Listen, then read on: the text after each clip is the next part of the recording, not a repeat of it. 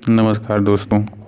कई बार हमारे साथ ऐसा होता है कि हमारे दोस्त या हमारे अगल बगल के लड़के या लड़कियां जो होते हैं वो एक बार या दो बार कोई चीज़ पढ़ते हैं और उनको याद हो जाता है।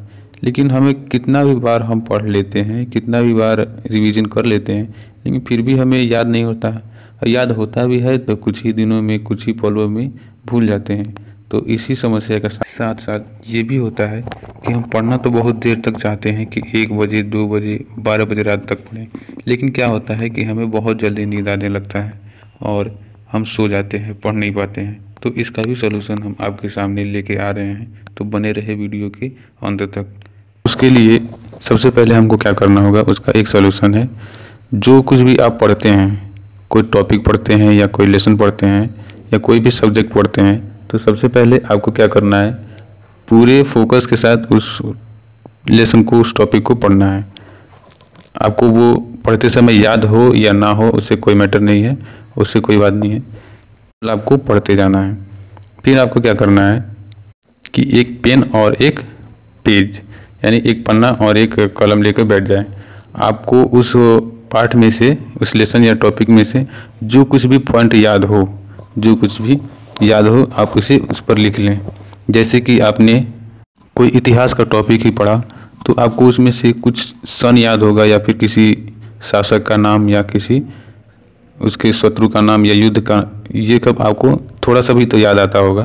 तो आप उसको क्या करें, एक पन्ने पर लिख लें। उस पन्ने पर लिखने के बाद आपको ये पता होना चाहिए कि हर व्यक्ति के साथ, हर स्टूडेंट के साथ ऐसा होता है कि वो, उसके माइंड में एक शक्ति होती है।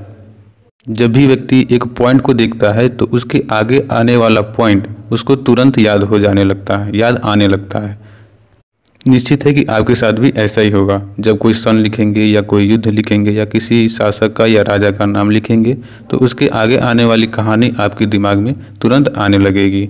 फिर आपको क्या करना है, आपके अगर छोटा भाई हो या फिर कोई दोस्त हो आपके बराबर का हो, तो उसको क्या करना है, जो कुछ भी आपने पढ़ा है, जो कुछ भी आपने पेज पर लिखा है, उसको एक्सप्लेन कर देना है। या फिर कोई नहीं है तो आप खुद से भी बोल सकते हैं या आईने के सामने खड़े होकर बोल सकते हैं कि मैंने ये पढ़ा और इस राजा ने ये किया था, इतने सन में लड़ाई हुई थी, इनके इनके बीच हुई थी।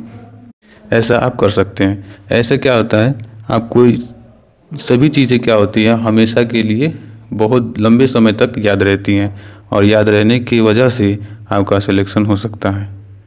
क्योंकि पढ़ने से कोई फ़ायदा नहीं होगा जब तक आपको कुछ याद ना रहे।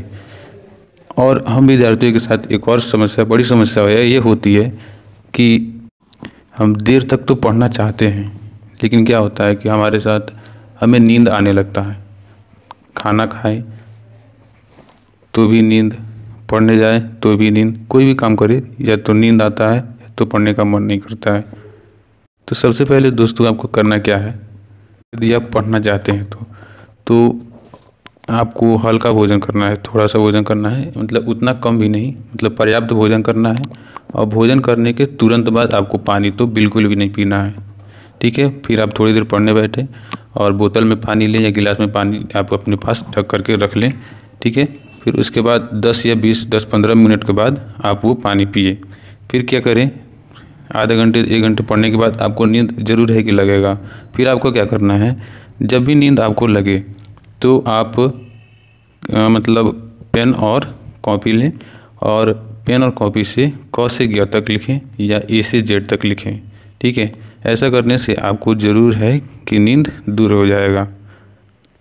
और आपको बार बार नींद आएगा तो भी आपको यही करना है, यही करना है कि भोजन पर्याप्त मात्रा में करना है, उतना ज़्यादा नहीं करना है, पानी का सेवन बाद में करना है।